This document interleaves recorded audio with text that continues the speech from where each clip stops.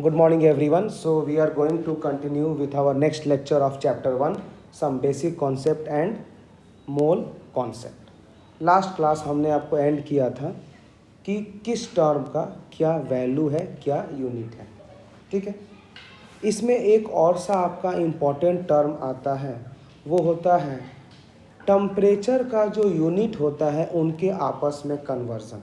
जैसे सपोज़ आपको फ़ारेनहाइट दिया हुआ है, डिग्री फ़ारेनहाइट दिया हुआ है, और आपसे बोला जा रहा है कि इसको आपको कन्वर्ट करना है डिग्री सेल्सियस में. तो क्या फार्मूला यूज़ करते हैं? 9/5 इंटू डिग्री सेल्सियस प्लस 32. इस फार्मूला से क्या होगा, कोई भी अगर आपको फ़ारेनहाइट में कुछ टेम्परेचर दिया है तो सेल्सियस में निकाल लो, सेल्सियस में दिया है तो फ़ारेनहाइट में निकाल लो. पहला. दूसरा, अगर मान लो आपको कोई टेम्परेचर सेल्सियस में दिया है और केल्विन में पूछा है, तो क्या करोगे? केल्विन बराबर होता है जो आपका टेम्परेचर डिग्री सेल्सियस में दिया है उसमें आप 273 को जोड़ दो. तो ये क्या हो गया? Any given temperature in Celsius can be converted into kelvin. ये दो इम्पॉर्टेंट है, कभी कभी एग्ज़ाम में आ जाते हैं, बच्चे लोग इसको हल्का समझ के छोड़ देते हैं. ठीक है. चलो, इसके बाद जो धीरे धीरे जा रहे हैं हम आगे बढ़ने, अगला आपका होता है डाल्टन्स एटॉमिक थ्योरी.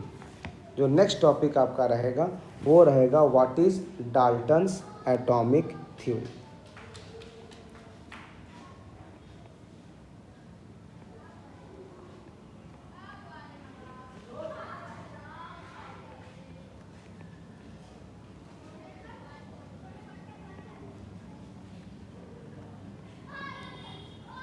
ठीक है.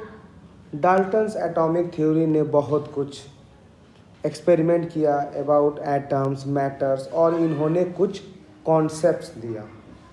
सबसे पहला कॉन्सेप्ट इन्होंने क्या दिया था कि matter consist of very small individual particle. Matter consists of very small individual particles called atom. कोई भी मैटर हो, सॉलिड का हो, लिक्विड का हो, गैस का हो, ये स्मॉल पार्टिकल से बने होते हैं, उसे क्या बोलते हैं? एटम. ये पहला कॉन्सेप्ट डाल्टन साहब ने दिया था. दूसरा इन्होंने क्या दिया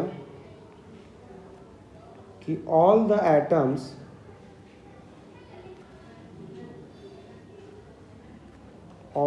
atoms of same element have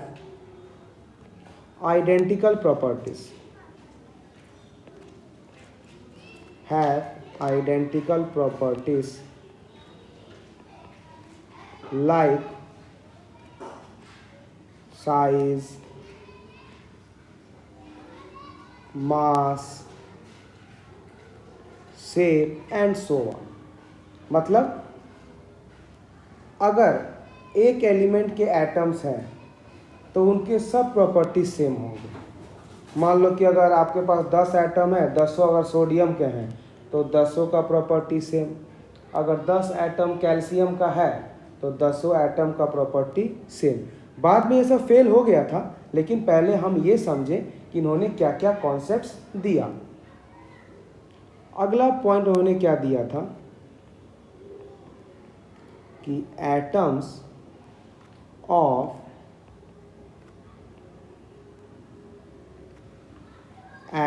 of different elements have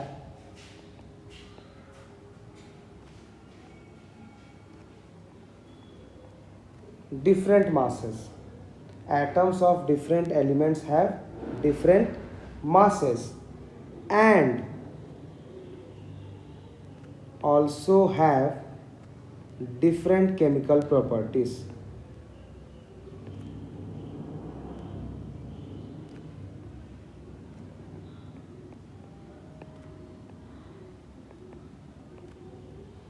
मतलब अलग अलग एलिमेंट के अलग अलग मास होते हैं, और अगर एलिमेंट अलग अलग है तो इनका केमिकल प्रॉपर्टीज़ भी अलग अलग होगा।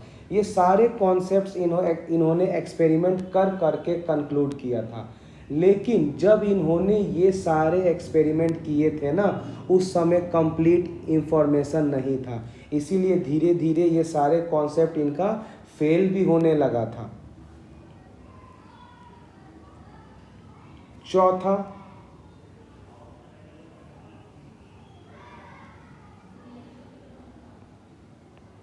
इन्होंने क्या बोला था कि एटम्स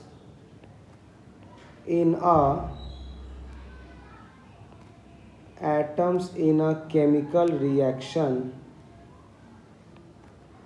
आर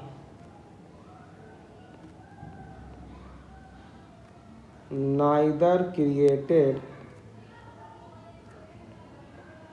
नॉर डिस्ट्रॉयड।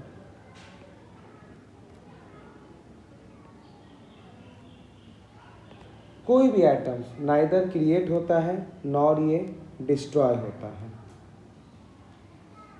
तो ये सब कुछ उनके क्या थे, डाल्टन्स एटॉमिक थ्योरी के जो इम्पोर्टेंट कॉन्सेप्ट्स थे। लेकिन इसमें से इनके कुछ कॉन्सेप्ट्स फेल हो गए। जैसे इन्होंने क्या बोला कि matter consist of very small individual particles called atom. अब बाद में क्या चला पता कि जो एटम्स है इसमें भी और छोटे पार्टिकल्स है, इलेक्ट्रॉन, प्रोटॉन, न्यूट्रॉन। तो ये वाला इनका कॉन्सेप्ट फेल हो गया। दूसरा इन्होंने क्या बोला था कि all the atoms of same element have identical properties like size, mass, isotopes. बाद में क्या आ गया था, आइसोटोप्स। तो आइसोटोप्स में क्या देखा गया कि एलिमेंट सेम था लेकिन मास अलग अलग था। तो अब लेकिन डाल्टन ने क्या बोला, same element have same mass, fail हो गया। तीसरा इन्होंने क्या बोला था, atoms of different element have different masses, यहाँ भी फेल हो गया था। अलग अलग एलिमेंट का मास सेम हो गया था। फिर इन्होंने क्या बोला, atoms in a chemical reaction are neither created nor destroyed. Nuclear fission में क्या होता है, एक एटम दूसरे एटम में कन्वर्ट हो जाता है। तो ये भी इनका कॉन्सेप्ट सब फेल हो चुका था। ठीक, चल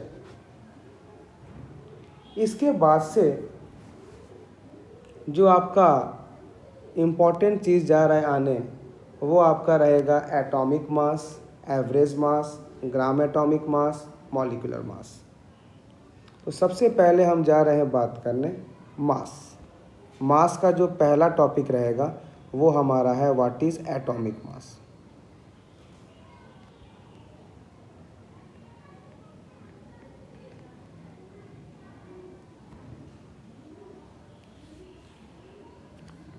हम कहते हैं what do you mean by atomic mass, क्या होता है एटॉमिक मास। तो ये क्या होता है atomic mass, atomic mass means mass of 1 mole of element. अगर 1 मोल ऑफ एलिमेंट का जो हम मास निकालते हैं उसको क्या बोलते हैं, एटॉमिक मास। अब क्वेश्चन आया सर व्हाट इज़ मोल, तो मोल क्या होता है, 1 mole is equal to 6.023 into 10 का पावर 23 पार्टिकल्स। यानी इतना अगर पार्टिकल्स आपको दिख गया तो इसको आप क्या बोल सकते हो, 1 मोल। क्या बोल सकते हो, 1 मोल। ठीक है। और ये जो नंबर है इसको आप एवोगैड्रो नंबर भी बोलते हो। इसको आप क्या बोलते हो, इसको आप एवोगैड्रोस नंबर भी बोलते हो। और इसका सिंबल होता है capital N suffix capital A. ये नहीं कि लिख दिए capital N suffix small A तो ये सोडियम हो गया, गलत। ये भी सिंबल सही है, ये भी सिंबल सही है। तो ये हमारा हो गया what do you mean by atomic mass. क्या हम बोले, what is the meaning of atomic mass. आया समझ में। चलिए दूसरा हम बात करते हैं कि जब एटॉमिक मास आ गया तो how we can find the average मास।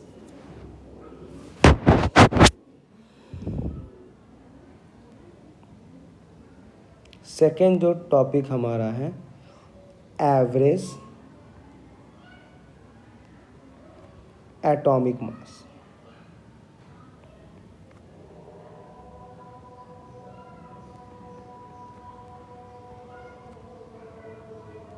अब बताइए एवरेज एटॉमिक मास क्या होता है, ये कैसे आप निकालते हो। मान लो कि कोई अगर आपका एक एलिमेंट है, कोई आपका अगर एक एलिमेंट दिया है और उस एलिमेंट का अगर वेरियस फॉर्म्स दिया है, वेरियस फॉर्म्स का मतलब उसका आइसोटोप्स दिया हुआ है। क्या दिया है? उसका आइसोटोप्स दिया हुआ है। तो अगर उनका हम मास निकालें तो मेरे पास तो एक एलिमेंट तो है नहीं, मेरे पास अलग अलग एलिमेंट है। तो उस समय हमें क्या करना पड़ेगा? एवरेज मास निकालना पड़ेगा। मतलब when there is more than one element present, तब हमें क्या करना पड़ेगा? एवरेज निकालना पड़ेगा। जैसे आपको हम अगर एक एग्जांपल लेके एक्सप्लेन करते हैं, ज़रा ध्यान से समझना। जैसे मान लो मेरे पास B कोई एक एलिमेंट है, ठीक है। मेरे पास क्या है? B कोई एक एलिमेंट है। अब मान लो B दो फॉर्म में एग्जिस्ट कर रहा है, जिसको हम क्या बोलते हैं? आइसोटोप्स। B क्या हुआ? दो फॉर्म में एग्जिस्ट कर रहा है। मान लो एक में हम लिखते हैं B10, जो नेचर में एग्जिस्ट कर रहा है 20%, और एक हम लिख रहे हैं B11, जो नेचर में एग्जिस्ट कर रहा है 80%। अब आप क्या देख रहे हो कि जो हमारा बोरॉन है वो दो अलग अलग कंडीशन में एग्जिस्ट कर रहा है। अरे कैसे? जैसे मान लो आपको अगर खाना हो वड़ा पाव, तो किसी दुकान में टेस्ट अच्छा रहेगा, किसी दुकान में टेस्ट एकदम बकवास रहेगा। मतलब है तो बड़ा पाव लेकिन एग्जिस्टेंस अलग अलग है। उसी तरह है तो बोरॉन, लेकिन जो नेचर में एग्जिस्टेंस है वो तो अलग अलग है। अब दिक्कत ये हो गया कि फिर बोरॉन का मास क्या होगा? भाई एक बोरॉन 20% है, एक बोरॉन 80% है, तो एक्चुअल बोरॉन का मास क्या होगा? तो एक्चुअल क्या होगा बोरॉन का मास? हमें दोनों का एवरेज निकालना पड़ेगा। तो हम क्या करेंगे? फॉर्मूला बनाएंगे पहले इसका कि average atomic mass, average atomic mass is equal to, क्या हो जाएगा फॉर्मूला? समेशन। इसको क्या बोलते हैं? Summation of percentage of isotopes, summation of percentage of isotopes into atomic मास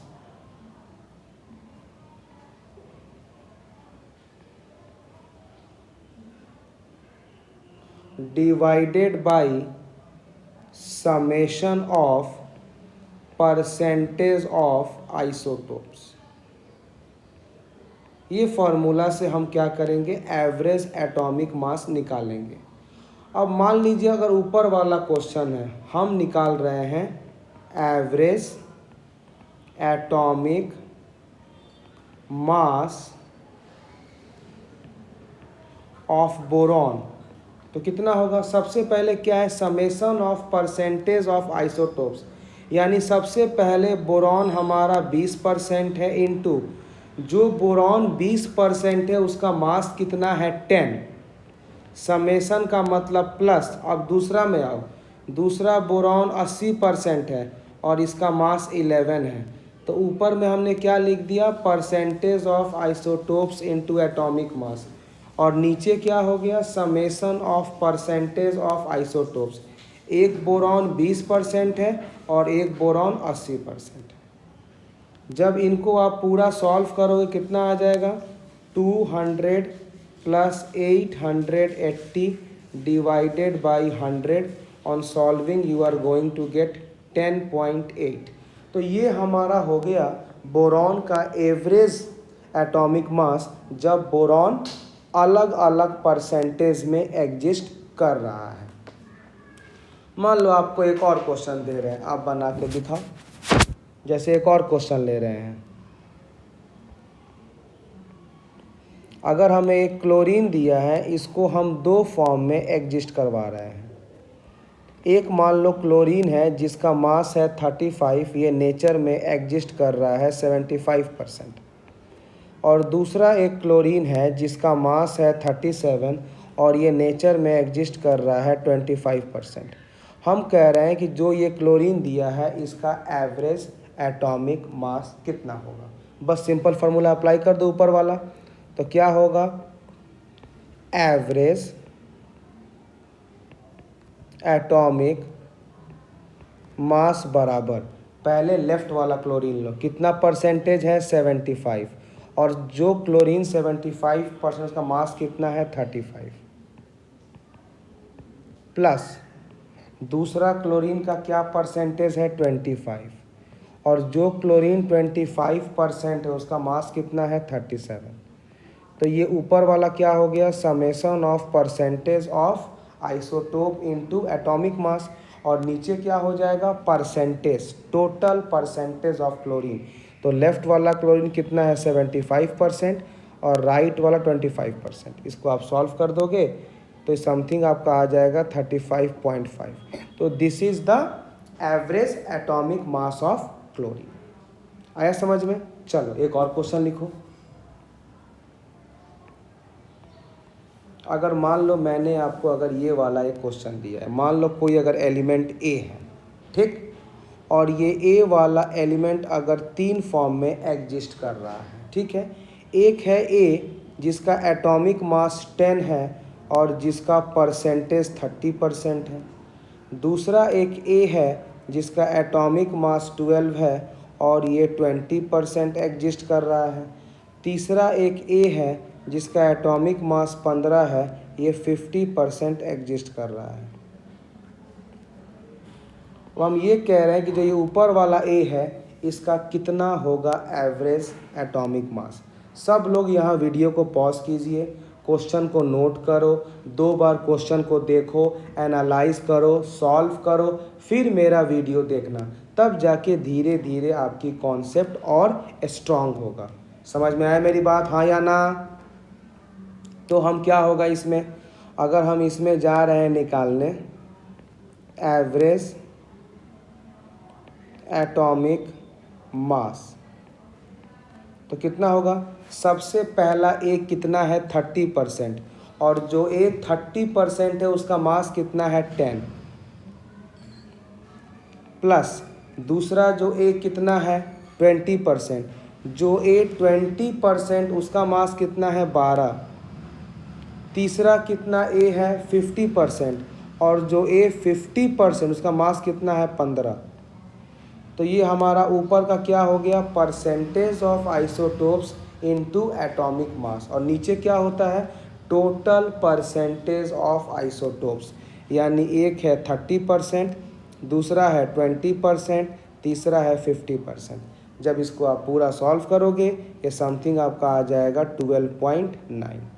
हम उम्मीद कर रहे हैं कि अब आप लोग को एवरेज एटॉमिक मास कैलकुलेट करना ऑलमोस्ट आ गया होगा, हाँ या ना? चल नेक्स्ट हम बात करते हैं व्हाट इज एटॉमिक मास हो गया। अब ग्राम एटॉमिक मास क्या होता है? तो देखो बेटा, जैसे जब हम मास को 2 पार्ट में जब क्लासिफाई किए थे, तो एक को हमने बोला था एटॉमिक मास, एक को हमने क्या बोला था एटॉमिक मास, और दूसरा को हमने क्या बोला था ग्राम एटॉमिक मास। अब दोनों में क्या डिफरेंस है? एटॉमिक मास का मतलब है आप मास को एक्सप्रेस कर रहे हो AMU, किस में आपने एक्सप्रेस किया AMU। अब बोलोगे व्हाट इज AMU? AMU का मतलब होता है एटॉमिक मास यूनिट, और जो हमारा ग्राम एटॉमिक मास होता है इसको हम एक्सप्रेस करते हैं ग्राम में। किस में करते हैं एक्सप्रेस? ग्राम में। जैसे मान लो अगर मैंने यहाँ पर एक एलिमेंट लिया हाइड्रोजन, अगर इसका हम एटॉमिक मास बताएं तो हम लिखेंगे 1 AMU, लेकिन अगर इसका हम ग्राम एटॉमिक मास बताएं तो हम लिखेंगे 1 ग्राम। क्या आपको समझ में आ रहा है कि नहीं? दूसरा, अगर मान लो हम ले लें ऑक्सीजन, तो एटॉमिक मास लिखेंगे हम 16 AMU, ग्राम एटॉमिक मास लिखेंगे 16 ग्राम। बस समझ में आ गया? तो ये हमारा हो गया what is the meaning of atomic mass and gram atomic mass and इसका क्या डिफरेंस है। ठीक। अब क्या होता है, जब सारे एलिमेंट कंबाइन कर जाते हैं तो मॉलिक्यूल्स बन जाता है। तो फिर हम सीखते हैं कैसे हम मॉलिक्यूलर मास निकालते हैं।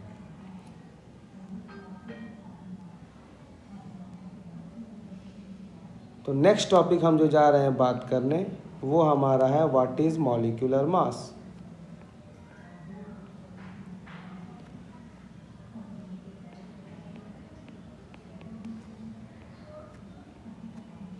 अब मॉलिक्यूलर मास क्या होता है? जो भी आपका फॉर्मूला है उसमें जो जो एलिमेंट है, जितने जितने नंबर में है, सबका मास निकाल के जोड़ दो, वही क्या हो गया मॉलिक्यूलर मास। जैसे मान लीजिए मैंने अगर एक एग्जांपल लिया, हमने ले लिया C2H6 और हम बोलते हैं इसका what is it's molecular mass. देखो कैसे निकालते हैं। सबसे पहले कार्बन का मास कितना होता है? 12। तो एक कार्बन का मास 12 होता है। मेरे पास 2 कार्बन है तो 12 × 2 प्लस, अब क्या आ गया हाइड्रोजन। एक हाइड्रोजन का मास 1 होता है, मेरे पास 6 हाइड्रोजन है, 1 × 6। जब पूरा जोड़ोगे तो क्या आ जाएगा मास ऑफ C2H6 बराबर 30 ग्राम। अगर 30 ग्राम लिखे तो ये क्या हो गया ग्राम मॉलिक्यूलर मास। ठीक है। चलो जैसे मान लो हम अगर एक और एग्जांपल ले रहे हैं, हम ले लिए सुक्रोस कि सुक्रोस का मास कितना होगा। Formula of sucrose C12H22O11। हम बोले बेटा इसका मास कितना होगा, निकालो। एक कार्बन का मास 12 है और मेरे पास 12 कार्बन है, प्लस एक हाइड्रोजन का मास 1 है और मेरे पास 22 नंबर ऑफ हाइड्रोजन है, प्लस एक ऑक्सीजन का मास 16 है, मेरे पास 11 नंबर ऑफ ऑक्सीजन है। इन सबको आप जोड़ दो तो आपका आ जाएगा 342 ग्राम। ये हो गया हमारा मॉलिक्यूलर मास ऑफ सुक्रोज। बहुत सिंपल है। चलो एक और एग्जांपल ले करते हैं। मान लो मैं आपसे पूछूं कि what is the molecular mass of sulphuric acid, तो फॉर्मूला क्या होता है इसका H2SO4। मास निकालो। एक हाइड्रोजन का मास 1, मेरे पास 2 हाइड्रोजन है, प्लस एक सल्फ़र का मास 32, प्लस एक ऑक्सीजन का मास 16, मेरे पास 4 ऑक्सीजन है। पूरा सॉल्व में क्या आ जाएगा 2 + 32 + 64, कितना सॉल्व करने पर आ जाएगा 98 ग्राम। तो ये क्या हो गया मास ऑफ सल्फ्यूरिक एसिड। मान लो एक और एग्जांपल ले रहे हैं हम, इसका मास निकालो क्या होगा। हमने ले लिया ग्लूकोज, फॉर्मूला क्या होता है इसका C6H12O6। हम बोले बेटा इसका क्या मास होगा, तो आपको पता है एक कार्बन का मास 12, मेरे पास 6 कार्बन है, प्लस एक हाइड्रोजन का मास 1, मेरे पास 12 हाइड्रोजन है, प्लस एक ऑक्सीजन का मास 16, मेरे पास 6 ऑक्सीजन है। जब इसको आप पूरा सॉल्व करोगे ये आ जाएगा 180 gram and this is the mass of glucose. Next, what is the formula of methane. Methane होता है CH4। तो क्या होता है एक कार्बन का मास 12 प्लस एक हाइड्रोजन का मास 1 × 4, कितना हो जाएगा 12 + 4 16 ग्राम। This is the mass of methane. तो इस तरह से बेटा हम मॉलिक्यूलर मास आसानी से हम निकाल सकते हैं। आसानी से क्या करते हैं हम मॉलिक्यूलर मास निकाल सकते हैं। बस केवल आपको मॉलिक्यूलर एटम सबके आपको मास पता होना चाहिए। सबके क्या आपको मास, तो क्यों ना पहले आपको हम मास लिख दें। तो पहला 20 एलिमेंट्स का आपको मास पता होना चाहिए। जैसे हाइड्रोजन का जो मास होता है वो होता है 1 ग्राम, हीलियम का जो मास होता है 4 ग्राम, लिथियम का जो मास होता है 7 ग्राम, बेरिलियम का जो मास होता है 9 ग्राम, बोरॉन का जो मास होता है 11 ग्राम, कार्बन का जो मास होता है 12 ग्राम, नाइट्रोजन का जो मास होता है 14 ग्राम, फ्लोरीन का जो मास होता है 19 ग्राम, नियॉन का जो मास होता है 20 ग्राम, सोडियम का जो मास होता है 23 ग्राम, मैग्नीशियम का जो मास होता है 24 ग्राम, एल्युमिनियम का जो मास होता है 27 ग्राम, सिलिकॉन का जो मास होता है 28 ग्राम, फास्फोरस का जो मास होता है 31 ग्राम, सल्फर का जो मास होता है 32 ग्राम, क्लोरीन का जो मास होता है 35.5 ग्राम, आर्गन का जो मास होता है 40 ग्राम, पोटेशियम का जो मास होता है 39 ग्राम, और जो कैल्शियम का मास होता है 40 ग्राम। ये कुछ एलिमेंट्स ऐसा हैं जिनके आपको एटॉमिक मास अगर आप घर में 1-2 बार लिख कर प्रैक्टिस कर लोगे ना तो ये बराबर याद हो जाएगा। और 80% आप ये रखो कि क्वेश्चन में गिवन रहता है, लेकिन अगर गिवन नहीं है फिर तो आपको याद करना पड़ेगा। तो एक बार हम लोग फिर से इसको रिवाइज करें। हाइड्रोजन का मास 1 ग्राम, हीलियम का 4, lithium 7, beryllium 9, boron 11, carbon 12, nitrogen 14, fluorine का 19, नियॉन का 20, sodium 23, magnesium 24, aluminium 27, silicon 28, phosphorus 31, sulphur 32, chlorine 35.5, argon 40, potassium 39, calcium 40। तो ये आपको बेटा कंप्लीट याद होना चाहिए।